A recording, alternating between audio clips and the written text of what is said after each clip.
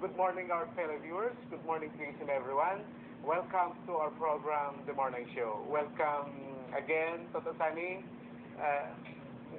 Welcome sa ating mga televiewers. So sa ating mga televiewers, good morning sa inyo. Dali naman kita sa second interview portion. Ato nga pagpangalagan sa Cable Stars Morning Show. This time na may kita sa dinapit nga bisita. Isa ni ka spiritual consultant. Makabig natin nga isa ka missionary. Madamo niya sa mga lugar nga na... And a very special one because he is a traveler.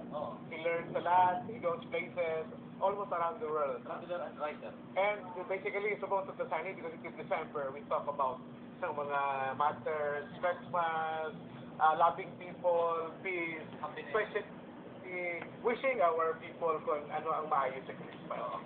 Okay. So nga dinapit nga bisita mga biyan, ipakilala natin si Reverend Carlos Burha, official consultant sa International Novia Industrial Society of the Philippines. Reverend, good morning. Good morning to everybody. Merry Christmas and a Happy New Year. Magandang umaga po sa inyong lahat. Nandito po ako ngayon sa inyo. And I just came from Malaysia, Thailand, Singapore, Brunei, Hong Kong, China.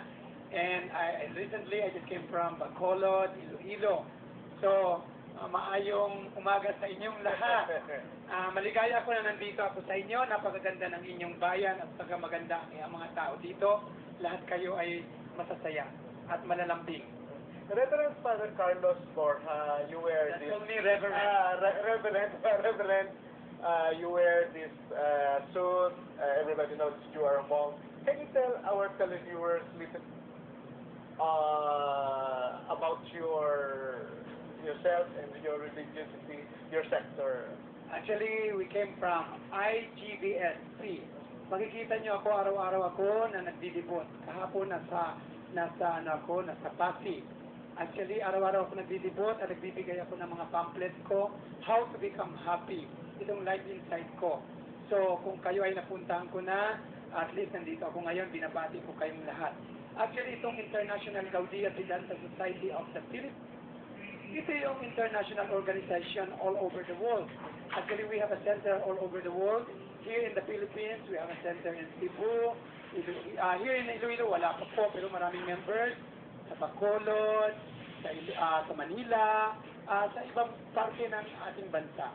So, ako po ay nagdidibot para magbigay ng magandang balita sa inyong lahat. Ako ay isang kaibigan, pumunta ako sa inyo para magpaligaya ng tao. So, kaya kung mamimit ninyo ako, marami akong ibibigay sa inyong regalo. Ang irigalo ko sa Pasko sa inyo, kung paano tayo maging maligaya at kung paano mawala ang mga problema natin dito sa mundo. Kaplokaan Rex, ang ating mga pangabuhi sa nakagit ka That's correct, yeah. Problemado ang ibang tao. Ibang ka depressing, yeah. Yeah. Hindi na nila madala. So, ano pala, Reverend, ang imos nga akatuyang is to spread ang ginatawag na happiness.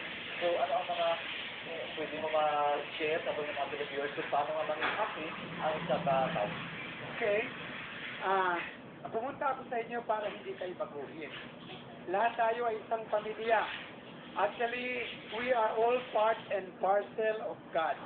Even you are German, Mohammedan, Russian, Filipino, lahat tayo ay magkakapatid. Ang aking filosofiya sa buhay, pag naintindihan ninyo kami, na itong organization namin ay para sa lahat, ay isang example para maintindihan nyo ang aming mensahe sa inyong lahat. Sa ang araw. Pag ang araw sa Amerika, hindi mo pwedeng sabihin araw lang ng Amerika, araw lang ng Pilipinas, araw lang ng Iloilo, araw ng Cebu, or araw ng Manila. Ang araw ay para sa lahat. So nagbigay ako ng napakagandang mensahe para sa lahat.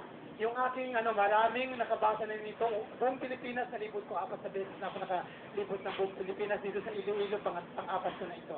Ang number 1 na aking mensahe sa lahat ng tao, maaaring nakita niyo ito, yung messages ko, the 7 rules to be happy. Number 1, never hate. Kung gusto niyong mabuhay ng mahaba, kailangan marunong kayo magpatawad. Kasi kung hindi kayo marunong magpatawad, isang example, Marami na tayong nakikita dyan sa newspaper, namatay si ganito. Like Marcos Cielo, he's a very nice guy. Fernando Poe Jr., even the late President Marcos. Lahat na yan ay nangawala. Mother Teresa, Princess yan, even the mahal na Santo Papa. So, ang never hate, pag kayo ay may sama ng loob, kailangan magpatawad. Kasi yun ang ikakamatay natin, yung galit. Yan ang unang-una kong sinasabi sa tao. Gusto mo maging maligaya, kailangan alisin yung galit at sunod. Pangalawa, don't worry. Ngayong Pasko, makikita ninyo lahat ng tao nag-worry. Don't worry, be happy. Be happy. Don't worry. Ang ibig sabihin ng don't worry, huwag mangungutang ng hindi kaya ngayong Pasko. Para pagsunod ng taon, maligaya kayo. Wala kayong iniisip. Hindi masama mangutang. Lalo na yung mga negosyante, maraming utang. Ang sense, mangutang ka yung kaya mo para pagdating ng cheque, hindi masakit ang ulo. Third, live simply. Mamuhay ng simple para maging maligaya. Kung ano ang ibigay sa'yo ng Panginoon, tanggapin mo. Exactly, sir. Ganun rin. Kung binigyan ka ng Panginoon ng kunti, tanggapin mo. Kung marami, kunti. Masalamat. And the other one is give a lot. Tumulong sa mga mahihirap. Nakita ko dyan ang maraming mahihirap. Lahat yan, pag dumadaan ako, pinibigyan ko hindi pera, pagkain. Yung mga mahihirap na yan, tulungan natin. Kasi, tulong sa mahirap, ang balik niyan, billion times. Naalala ko, may tumulong sa akin, hindi ko sasabihin ng pangalan, isang araw, Reverend, pasamahin mo ako sa loto. Mag-pray mo ako. Pero pinag-pray ko, nanalo sa loto. I'm not saying that magtaya ko sa loto dahil sugal yan. Pero nanalo, 15 million. Hanggang ngayon, hindi pa niya ako hinaharap. Pero nagbigay siya. Then the other one is always smile. Ayan ako, kahit matanda na ako, mukhang bata pa, kasi lagi ako nakatawa. Kasi pag hindi ka tatawa, mahal ang mga derma. Pero pag tawa ka, hindi mo na kailangan. And the other one is, best of all, stay in love. Mahalin mo ang kaibigan mo. Unang-una, Diyos. Pangalawa, pamilya. Pangatlo, negosyo. Pag may asawa ka na, huwag ka na magpaligaw para huwag masira ang pamilya mo. Pag wala ka pang asawa, ingatan ang bataan. Kasi pag ikaw ay nabuntis, iwanan ka, kawawa ka, magpapalaki ka ng anak mo, mahal ang gatas, mahal ang bigas. So, yun ang aking advice. And always love your enemy. Batuhin mo ng tinapay ang iyong kaibigan. That way, magiging maligaya ka, yun ang sikreto kung paano ako naging maligaya sa buhay ko. Maraming salamat. Okay, Reverend, ibig sabihin nito is you travel around the world, spreading the word of this seven rules to be happy. Is this a universal one that part of your insight? Yes, marami akong insight. Actually, every year, nagsusulat ako ng isang magazine. Ay, nasa magazine ako, nasa National Bookstore. Kasi lahat ng tao hindi makakabili ng magazine. Not everybody can buy this. Kaya ang ginawa ko, sinisirox ko. Ang ginagawa ko, nililipot ako, nakikita nyo, pupunta ako dyan sa inyo. Isa-isa lang lahat ng mga establishment. Ibinibigay ko itong magandang balita. Ngayong taon, marami rin akong sinulat. Last year, mayroon akong sinulat. Pero ito ang pinaka-famous, yung 7 rules to be happy. Kasi ito talaga ang kailangan ng tao. Lahat ng tao ngayon malungkot. Kasi unang-una, masyadong crisis. Katulad dito sa Iloilo, mayroong calamity. Pero ito hindi talaga ang kalungkutan ng dito sa calamity. Kung anong problema ng tao, hindi sakit sa bulsa, sakit sa cancer, sakit sa utak, sakit kahit anong sakit. Ang problema ng tao, panahon. Sa oras na natin, wala tayong magagawa. Kaya habang nabubuhay kayo, ngayong Pasko, magpasalamat kayong lahat na dahil kahit paano nandiyan pa yung nanay natin, ang tatay natin, ang mga negosyo ninyo, lahat kayo nandiyan pa. Ang problema natin yung panahon, pag oras na natin, nanay, tatay, kapatid, lola, kaibigan, wala kayong madadala.